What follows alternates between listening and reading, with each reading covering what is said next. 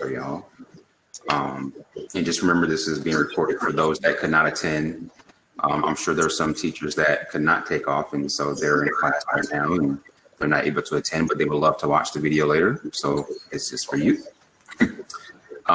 So to begin, my name is Terry Foster. I am a Constellations Fellow here at the Constellations Center for Economic Computing. I'm in my 3rd year as a fellow. Hi, Kevin, not a novice teacher, just interested in your discussion. Excellent, we welcome it. And so I am a coach / mentor to some wonderful Atlanta Public Schools computer science teachers.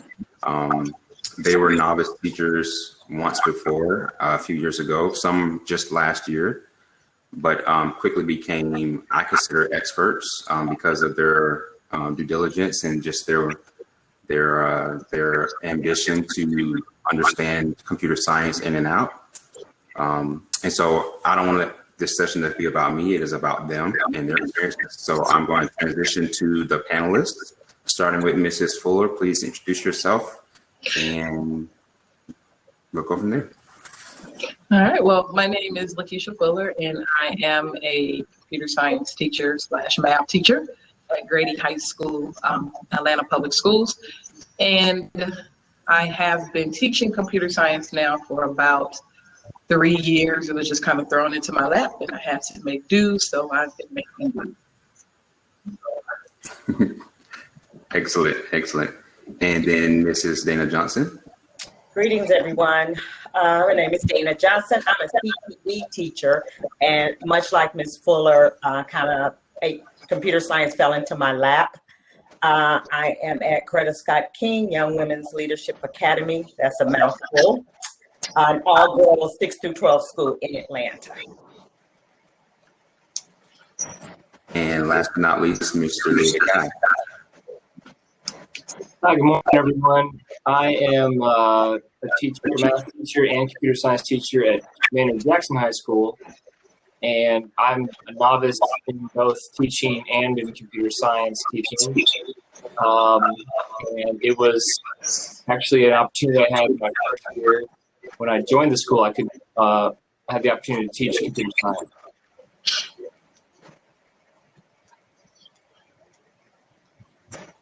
So I have a series of questions that I'm going to ask you all as a group, so you can all ask or all answer individually. Starting with, and some of you have kind of gotten into this already, but how did you become a CS teacher? And which courses do you teach in computer science and maybe teaching in the future? Hey, Terry, I think there's a echo, and I'm on my end. Practice muting. If we're not speaking, we just all mute our mics. Absolutely. Is the echo on my end? Oh, guess not. Okay. So again, you know what? It could be that Shane's. Let me mute his. Okay.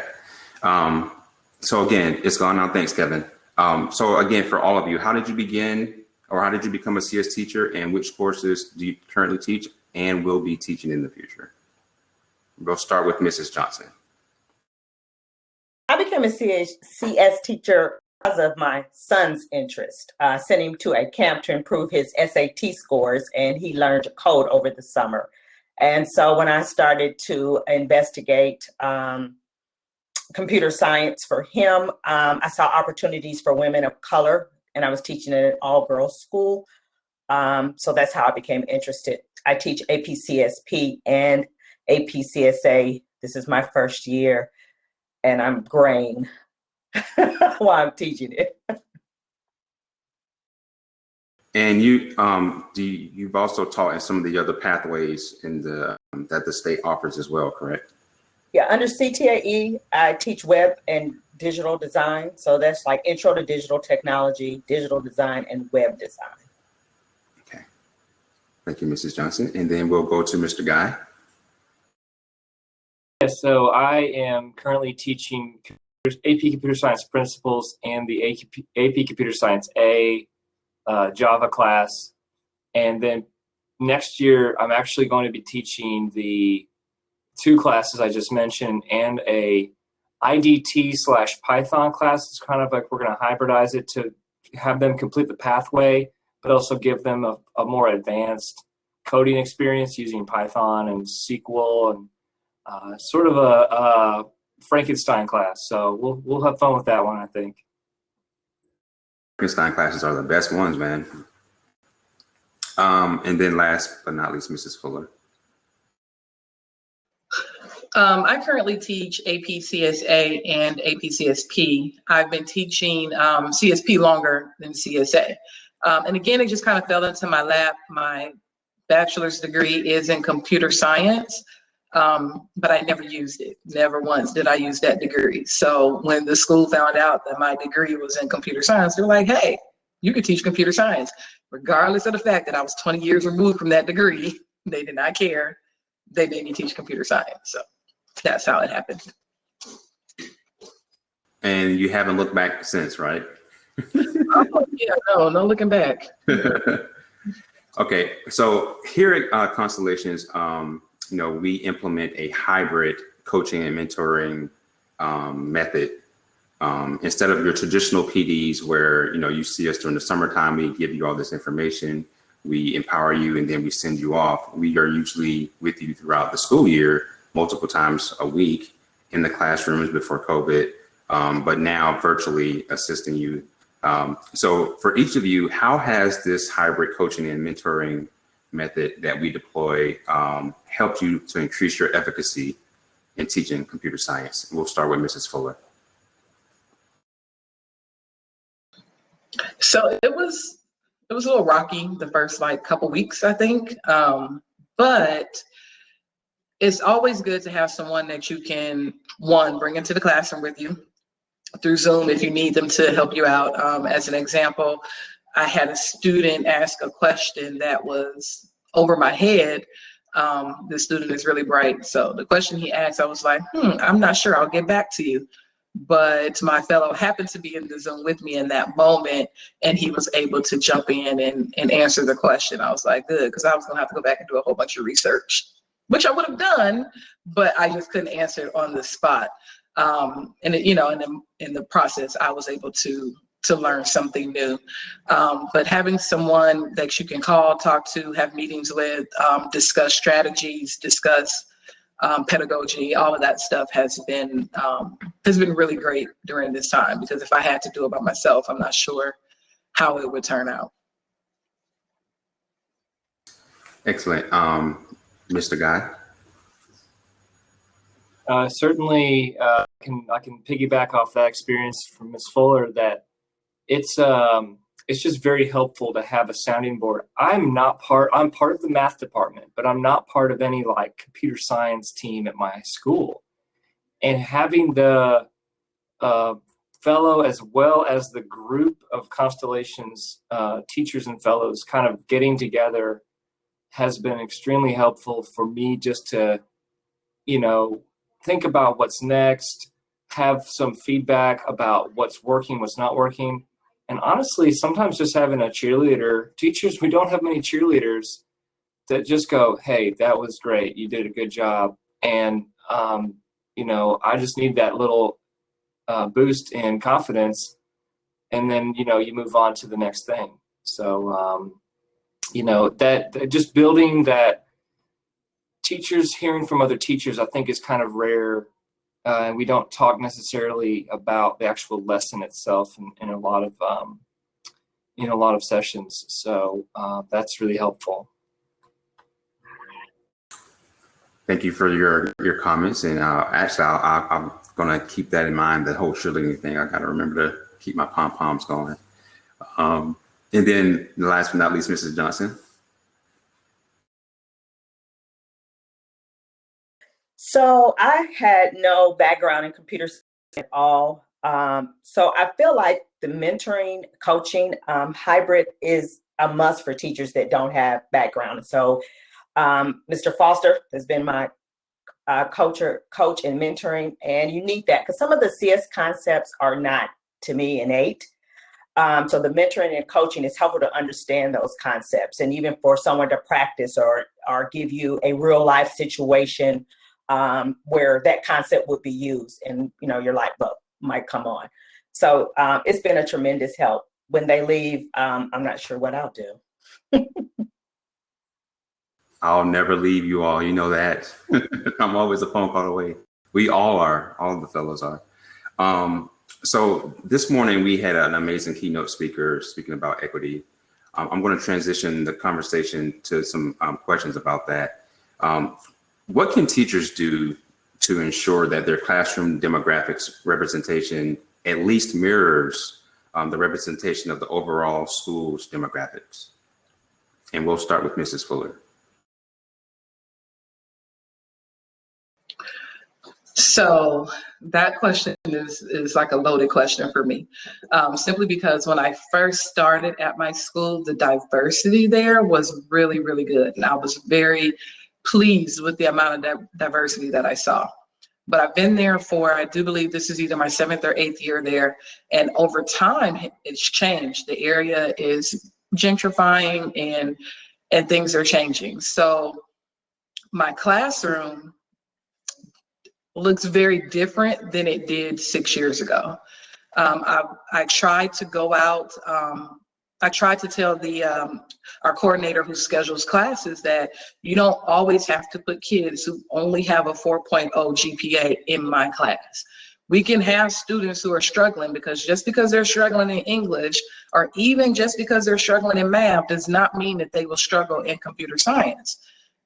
Some students are just not interested in those other subjects. They could very much be interested in computer science, but we're shutting them out because they don't have a GPA that supports if they are an AP student. So that has been a long and hard discussion at my school to change what my classroom looks like. I can say that I have garnered more females in the class, which I'm really, really happy about. And I think it's because I am a female teacher. So a lot more girls feel comfortable in the class, and I've seen that grown every single year. But unfortunately, the minority population is decreasing every year. But the minority population of the school is also decreasing. However, the minority that I have in class does not match the minority to, oh, they're not 4.0 students, so I'm not sure if they're going to do well in AP. Or the thought behind it is, for some of them, I'm not taking an AP class, I'm not AP material.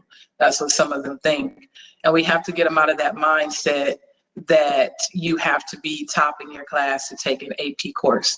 I've never taught the class like that. I will never teach the class like that. I never want students to come into that class and feel like, feel like they have to be number one in order to succeed in that class. You can be the bottom of the barrel, and I guarantee I can teach you computer science. That last sentence hit home for me because, I didn't apply myself as much in high school. Was a smart student, but just didn't apply myself all the time. But I had a teacher that believed in what you just said in that last sentence about you can be at the bottom of the barrel, but I'm going to still teach you this course. And that happened to be a statistics course for me, and it ended up becoming one of my favorite high school courses of my whole high school career. So, and a lot of people hate statistics, but I think it's awesome. So, anywho, thank you for that, Mrs. Fuller. That was amazing. We're going to now go to Mrs. Johnson. Same question. So I'm pretty lucky. I'm at an all-girls school and probably 99.5% African-American.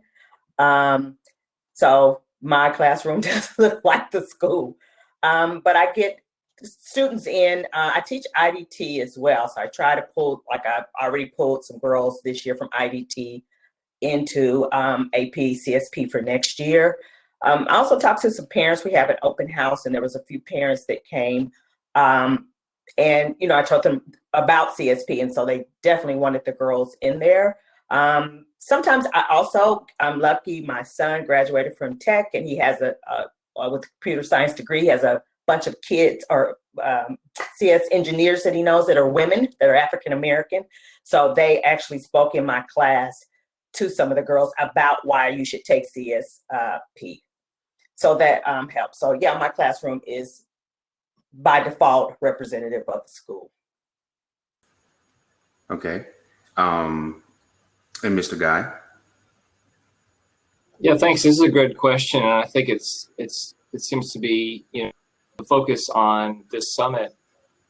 Our school, I think, is going through a transition, much like what Mrs. Fuller's school has already experienced, perhaps. And my first year teaching, I think the pool of students that were selected were basically from the charter middle school, which, if you're familiar with charter middle schools, it's a bit more you're at a bit more advantage, perhaps background, family income, and that I felt like was problematic to kind of section off this group of students in the AP Computer Science class for their first year.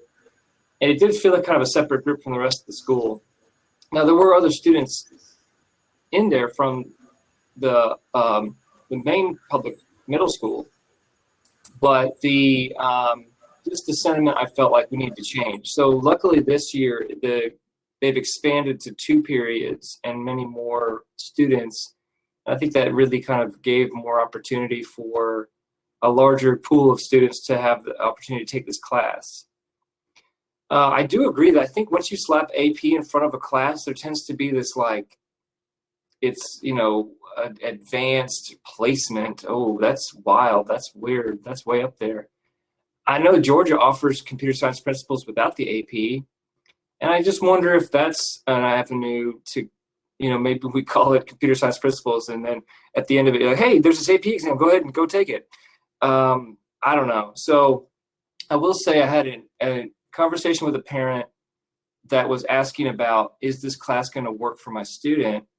And she was asking because her math grades were not like exemplary. They're, you know, probably B+, maybe A-.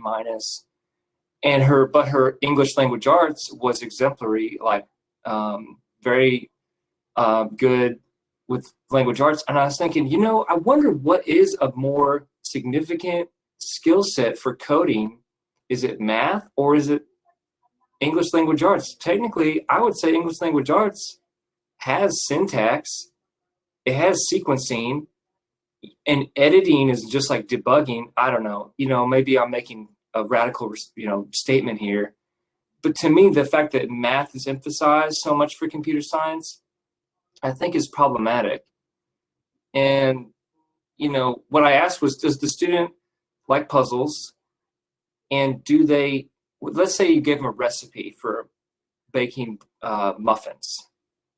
Could they follow those directions and understand what to do? And in the conversation, we kind of found out, I think the student would be capable of taking this class and succeeding, even though there is this kind of a worry that the math skills might be behind. So I think that, again, to me, the avenue towards diversity is going to be a diversity of backgrounds with their skill sets, not just do they like computers, do they like math, kind of maybe some obvious things that counselors are using, but looking more at the well-rounded other, you know, students who have interests in other things, but they're very diligent. I think diligence and all these things that we tend to emphasize in computer science can be used in other subject matter. But I don't know. I think that's what we're going to have to go towards, and it's getting better at our school, but it's going to be a constant awareness. Can't really be passive about it, because I think if you're passive, it's going to end up just being not very diverse at all. And that's something I got from the keynote speaker this morning about that passive, you know, behavior. We have to be, you know, actionable. We have to take action with this. And so it's a collective effort. And I'm so thankful that we have teachers like the three of you that are aware of these things and that are keeping them in the forefront of your minds. So I'm going to now, well, one more question around this. What stereotypes have you seen in teaching CS that you've either debunked or challenged? And we'll start with Mrs. Fuller.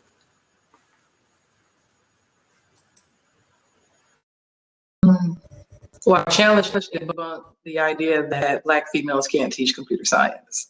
So that has been a, you know, a stigma. Some of my parents have actually commented which is odd about the fact that I am African American and I am female and I teach computer science. And I've actually had a parent challenge my knowledge because of that. So all of my students, typically when they do take the AP exam, they do well. They do very well. So I think I've both, challenged and debunked the theory that, females or African Americans or African American females don't have a place in computer science. Johnson? Similar to what Ms. Moore said, it wouldn't be me, the teachers, more the students, that girls can't learn computer science or are not interested in learning computer science. And they are. So I think that's been the major stereotype. And Mr. Guy? So certainly the same experience I'm seeing that with female representation, that I have a student, I'm convinced that she knows more than I do, and she's going to code up something better than I can every single time. And I don't, when she first approached the class, she didn't really know if she was interested. So I don't know, I'm just really grateful that she had the opportunity. And then the other young ladies in my class are showing proficiency that I think is usually above the average of the class. So that's the thing I've challenged. Now, the debunking, I would say, when students come in and say, I like to game, so therefore I think I'll be good at computer science. To me, that's not correlated. There's a difference between sitting and typing in things or, inputting to a game versus kind of like problem solving with code. Now, I think there is maybe some crossover, but I don't think that one correlates to the other. And then when like a parent in the household has a background in computer science, I don't think that correlates to success with the student necessarily either. So I think we have to be careful when the student comes in. I like to game. Okay, well, like, what else do you like to do? Like, give me some more. Everyone loves to game. I guess, that's the deal. But, and parents that they are good in computer science, maybe they've exposed the student for a little bit. Yeah, I think there needs to be a bit more scrutiny around those aspects. Very, very keen insight by all three of you, especially the part about assuming because the parent, is in this profession that student is going to do well. How many of us have, parents that are doctors and lawyers and we didn't even go into that field. So yeah, that was a very key moment right there in your delivery. So let's go back into the curriculum now. What resources, and I know this is our favorite because we love during the summertime to find all these really cool tools and leverage them in our classrooms. Sometimes we get ahead of ourselves because we find so many tools because there's so many out there. But what resources are available for new CS teachers to help with the onboarding process? And we'll start with Mrs. Johnson. There's a bunch of curriculum that is up for teachers. So for instance, code.org, people probably know about it, is very novice friendly. It has the lesson plans. In fact, sometimes it's too much to infuse into a lesson, but they have the lesson plans, they have a slide deck, they have unplugged activities. You kind of can just follow the script while you're, getting your feet wet with CS.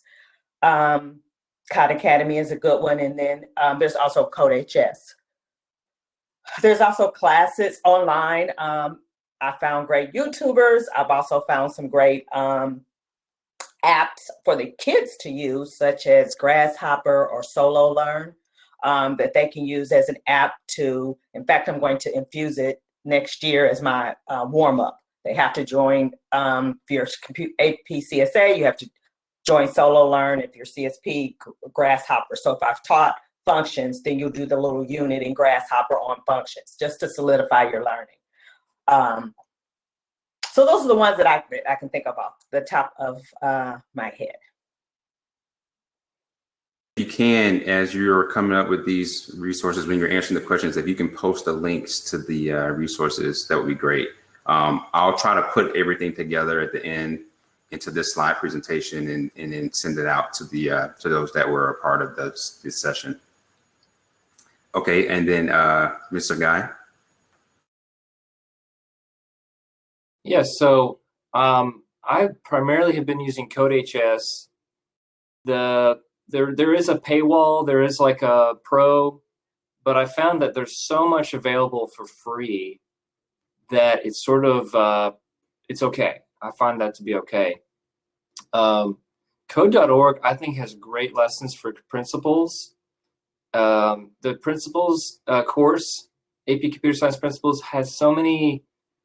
It's very kind of a widespread experience. The students have to know a lot of coding, but also a lot of conceptual, notions. And I think that the Code.org has a lot of neat tools. Like we did this thing with pixels, and then you can basically put in the RGB or even the hex, and then the color is made. And I think the students really like to kind of see more visual things than just my output was false. That's a kind of a flat experience sometimes when you're coding with younger students who, they want to see something happen. Now, some of the resources that I think were great were like a manipulative, like the Hummingbird Kit was one. Microbit was the other. Microbit was actually something that's, I think, very affordable for a district to have a class set. And Microbit is essentially a little circuit board that can light up. It can actually do things if you add attachments to it. But I just say that because I had students who were like, they type in the code and they get the result. It prints out their name. It prints out their age. It just wasn't striking them. And then I had a student who I gave it to them right before Thanksgiving or holiday break, but it was like after he came back, he had coded up a bunch of stuff on his own. And he was showing it off. The first day he had his camera on, he was up there like showing it off. So I think, having different different platforms or even physical objects will engage those students who are tough to engage with strictly a coding environment. And Mrs. Fuller.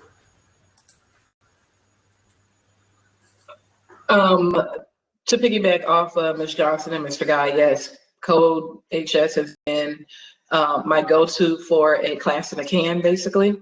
So if you're just looking for something that's already packaged for you, especially for CSA, then CodeHS can definitely help you. And like Mr. Guy stated, there's a paywall there where you only can get so far, but the free part of it is really useful. My other Bible is CS Awesome. I love CS Awesome. I use it faithfully. I did not do a class, like I didn't set my class up with CS Awesome, but I do pull a lot of materials from there. I also created a digital notebook for my students. So every single unit has a digital notebook that goes with it. And I'm pulling resources from everywhere. Internet research, CS Awesome, CodeHS, Academy and Code.org are awesome for principals. I don't believe they have a CSA component, but I know they have a principals component, and those are really awesome. And then, of course, just using the people in the community. Mr. Foster and Mr. Barnshago have been really instrumental in pulling up some materials to use in class as well. So there's a plethora of materials out there. You're never short on materials, not even as a novice teacher. You have everything you need with just a click of a button. I can guarantee you that one. There's lots and lots of tools out there. Every summer, Mrs. Johnson emails me something that she's found, and we kind of collaborate on it. We kind of vet it, and sometimes you get lost in it, but it's useful to have differentiation for your students, right? Some platforms handle certain units and content areas better than others. So I guess being a jack of all trades when it comes to these platforms is something to strive for, but just be careful about doing that, because there's lots of it out there and you can get lost in it. Master one first before moving on to the other is something I would suggest. So what are some rule of thumb lessons you've learned over the years that you've leveraged to improve your CS program? Let's start this one with Mr. Guy. Thank you. I think number one is to show that I can make in front of them, and that's perfectly okay. That, the lesson of typing up a code the first time and getting it is you're missing out on the experience of kind of struggling. So I know that a lot of times I might even say, well, I don't really know. Let's try this, or that didn't work. What do y'all think? And there's, so just kind of offering that, yes, I am a teacher and I'm in some ways expected to have a wealth of information and knowledge, but I can also not know something. So that teacher move, the Zoom experience to me, what's been great is to allowing students to share their code in front of the class has been very easy. Before, if they were on separate computers or on a Chromebook, it was hard to get that code visible to everyone. And so once you can kind of pull up their code, here it is, you can have that dialogue around, what do you notice is different? What did you do different? What do you guys prefer? Do you prefer to do this way or the way that this other students showed? So, that I hope I can incorporate that in the classroom somehow, but just seeing students work as the focus, but also comparing methods, I think is real important.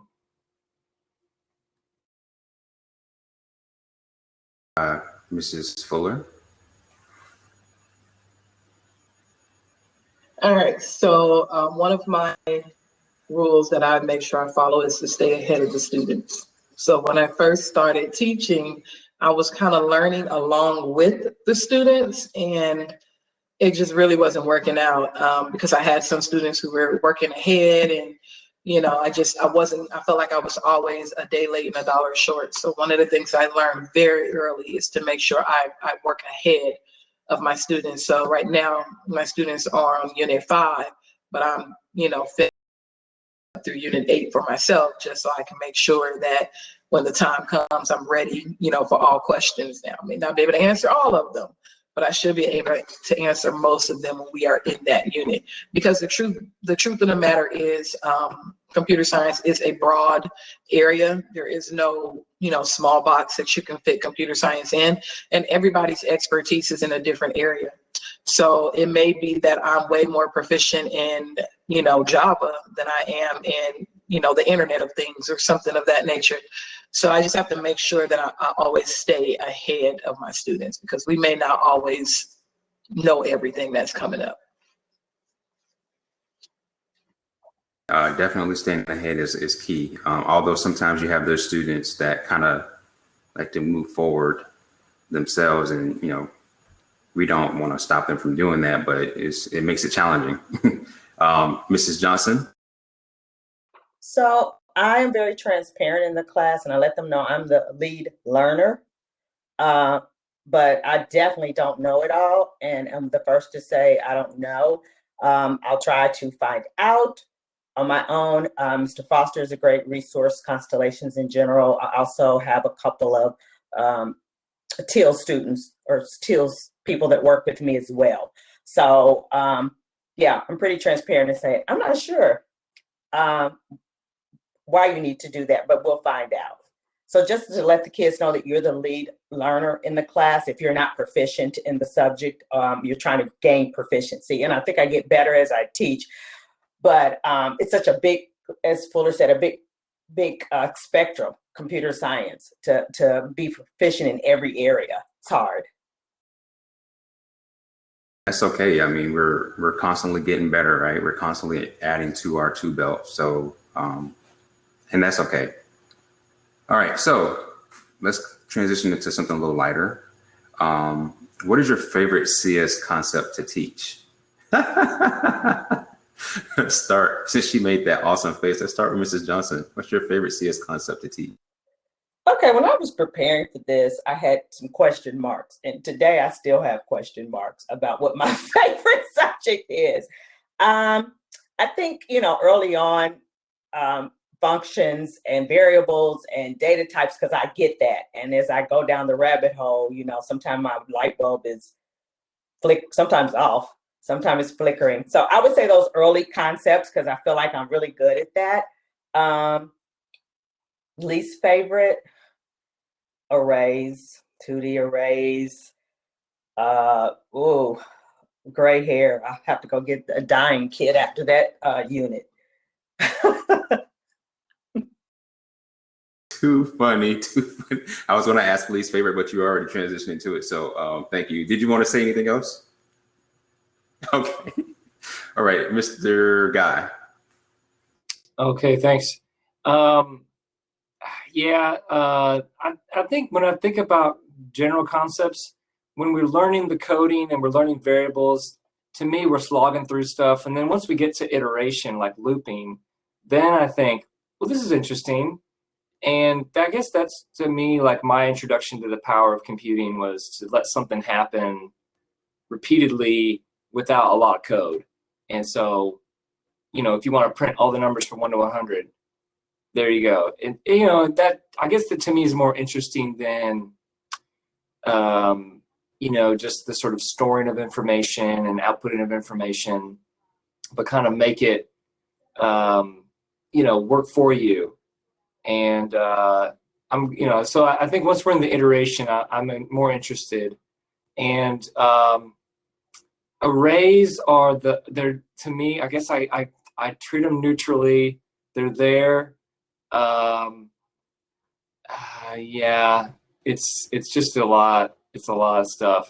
And I think it's a major, I learned matrix math really in college. I didn't really learn a lot in high school. And to kind of look at arrays, I mean, it's a lot of big math. So it's a tough one. And Mrs. Fuller, do you agree? I can see you smiling.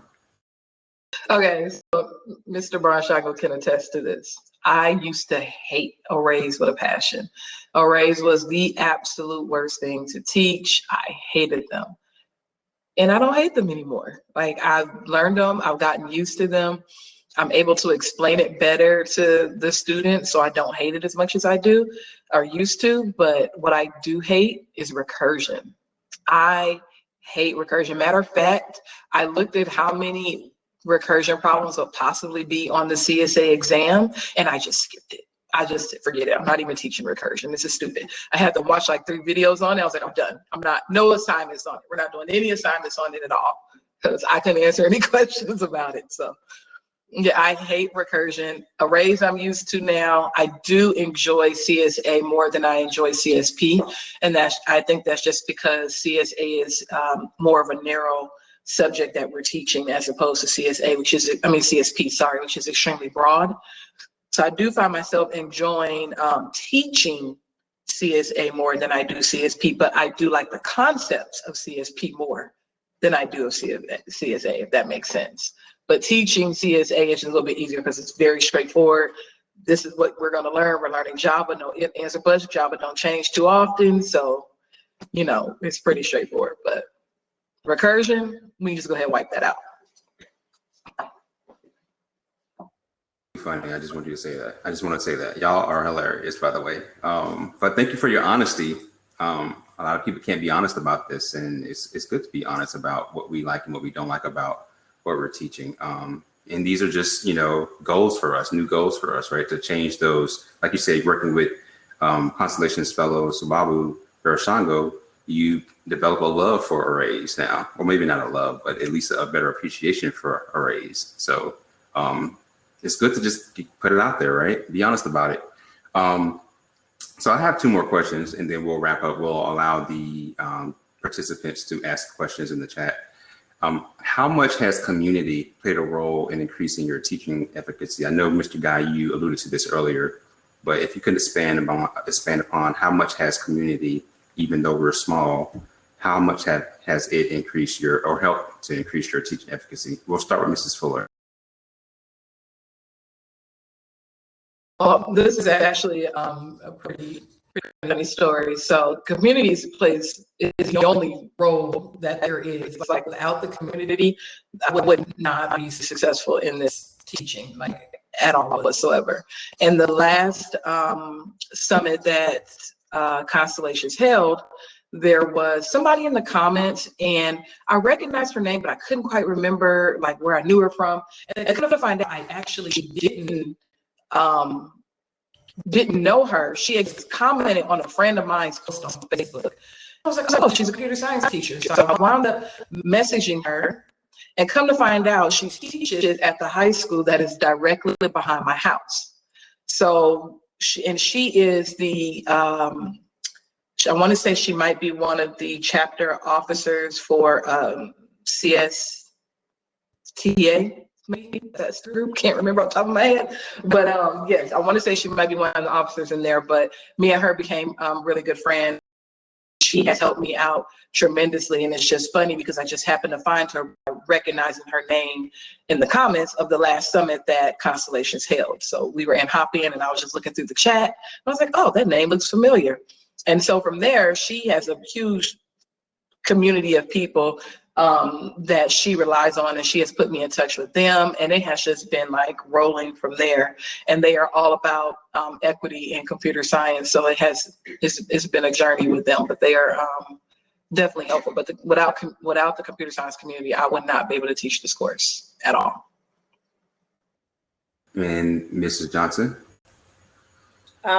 Ditto what Ms. Fuller said. Without Constellations and TILS and the other CS communities. I did a PD with CS Awesome this summer, which was helpful. So yeah, the computer science community, I agree, would not be able to teach this subject. And even if I have a question, CS Awesome has a teacher forum. You can put it on there, and at least 20 people are going to respond with the question. So yeah, the CS community has been vital in me being successful teaching this.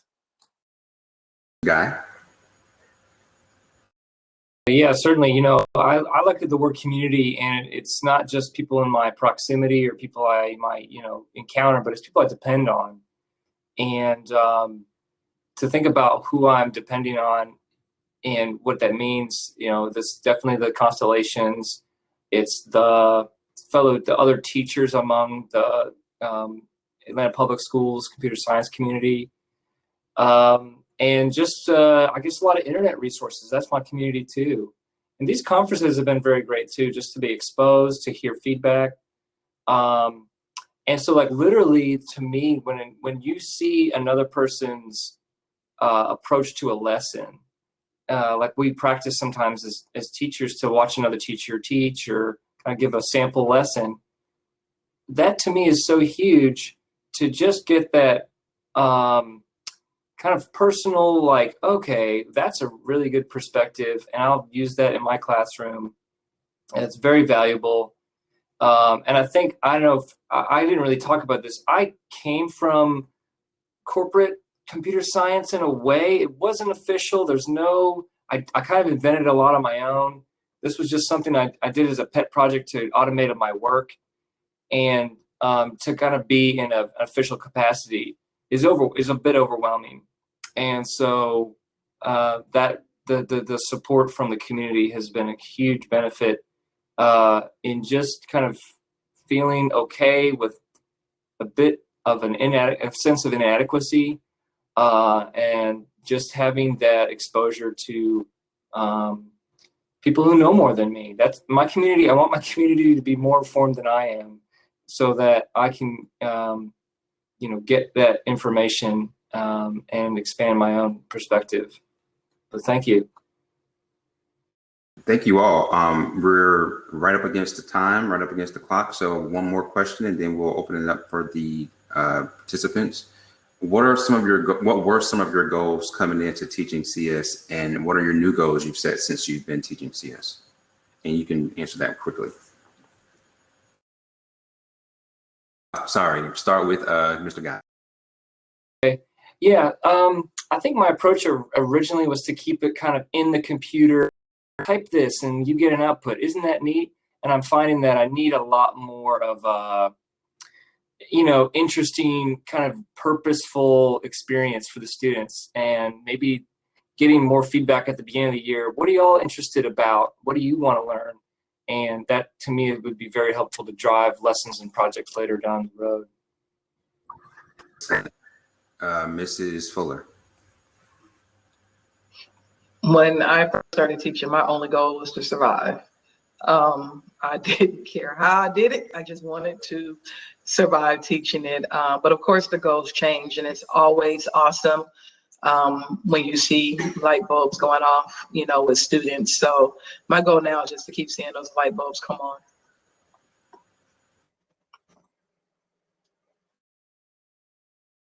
So my goal at the beginning was just to try to build a computer science program at CSK and to introduce young women of color CS as a avenue for them to pursue. And I'm still in the midst of that. I was teaching CSP for a few years, and we just added CSA. A little overwhelming because I'm still learning, but that's where I'm at it as of now. Excellent goals. And I love the honesty. I can't thank y'all enough for being on this panel today. I knew that I would get the raw and the real with y'all, which is why we asked y'all to do this. So thank you so much for sharing your experiences.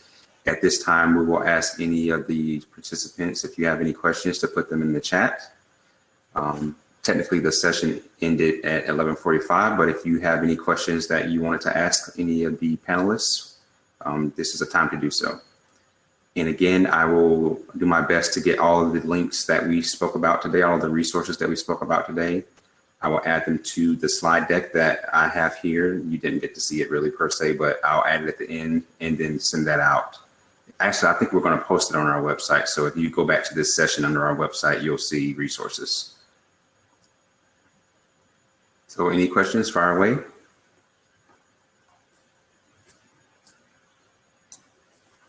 Oh, and you all had any closing remarks you wanted to say before we adjourn, let me know.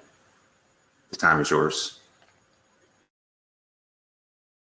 As a novice teacher, I've had to keep the growth mindset concept in mind and really spend some time with the material to learn it. So if anyone's out there that is a novice teacher, develop your growth mindset that, you can do this. You just have to keep trying or finding other avenues. While I might use one curriculum, I'm that girl. If I don't understand it on that curriculum, I'm going to look at 10 others until I get it. And then I'll go back to the curriculum with the kids. But, so develop a growth mindset.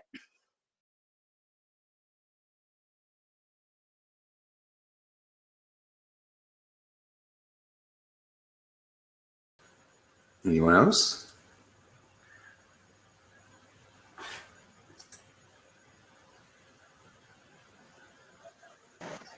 All righty. Well, yes. Mrs. Fuller, you were going to say something? No, I saw a question in the chat that said it's the entire panel APCS teachers, and yes, we're all we're all APCS teachers, and we all teach in Atlanta Public Schools.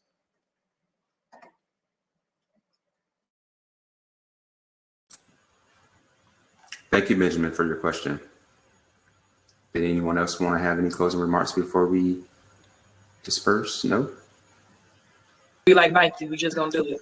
We're just going to do it.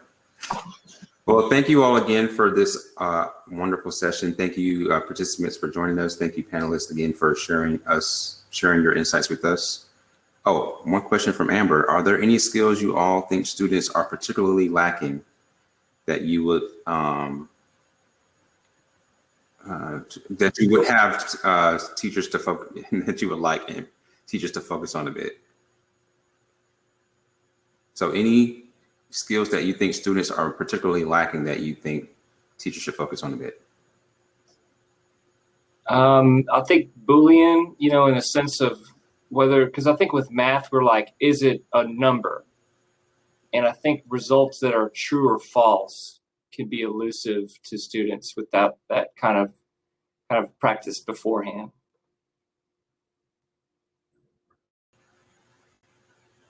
So Amber was saying she's heard multiplication times tables, any others. So thank you, David, for that. Anything else? Just really not necessarily anything specific that middle school teachers teach, but just more so of the thought behind of you can do it. You know, I've heard before, and I used to get on some parents about this. They'll say, "Oh, well, I wasn't good in math." Well, that doesn't mean your child can't be good in math just because you were not good in math. And just because they're not around computer science or they haven't been a part of that computer science community doesn't mean that they can't do it. So if you can just reiterate that into them that we're moving into a technological society, this is something that you want to know.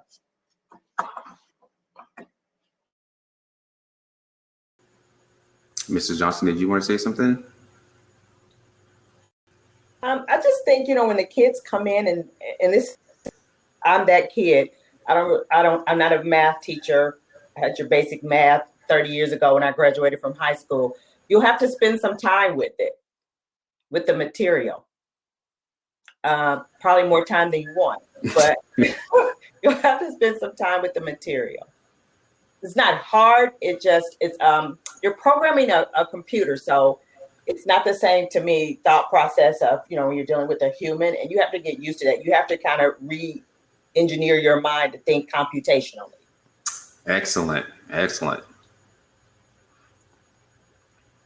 Any other questions? All righty. Well, Lynn just reminded us that there is okay. Jimmy was just making a comment. They need to help parents understand they cannot force that type of thinking on our children. Absolutely. It's not good practice to tell the children what they are not good at. Thank you, Jimmy, for that comment. But again, Lynn just reminded us that there is a lunch session until 12:05, and then our next session starts at 12:05. So there's lunch between now and 12:05. Oh, Benjamin asked, how do you become a part of a CS Educator community? Anybody can answer that, or I can if you want me to. How did you all become part of the CS community? What did y'all do? I thought I had to teach it. I started looking around for people that can help me. And so I signed up for, I think it's CS for All, and they shoot you a lot of different stuff. So I found out about the code.org training and just other stuff. So that was about 5 years ago. Now there's a plethora of information. The social media, there's Facebook for CSP, for CSA, people that just teach Code HS, people that just teach code.org. I also on Instagram, I follow Java. So every day the guy comes out and teaches a lesson and I look at it, So social media is a great way to get started with the teacher community. Well, I've brought up that I teach CS to kind of random people, and it's interesting some of the topics that they'll bring up. And I have a friend, I didn't realize this, he's all into blockchain, cryptocurrency, and he's experienced in like database stuff. Anyways, I don't try and like get into all the details, but just his feedback from what I'm teaching him, he'll give me some good insight. So you never know. I guess there's formal ways and informal ways to get connected, but I feel like I at least was benefited by, there's an organization already supporting us. So I don't know if Microsoft Teals would be a good first step as well, because I think they're in Georgia. They would do a lot of help one-on-one, especially if it's first year exposure to this material.